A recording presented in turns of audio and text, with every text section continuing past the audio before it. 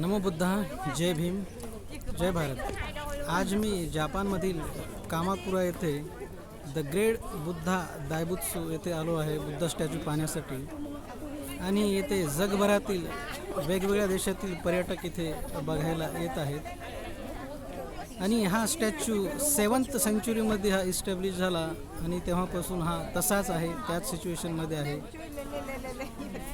तरी तुम्हाला मी so I want to just show you the overlook of Buddha.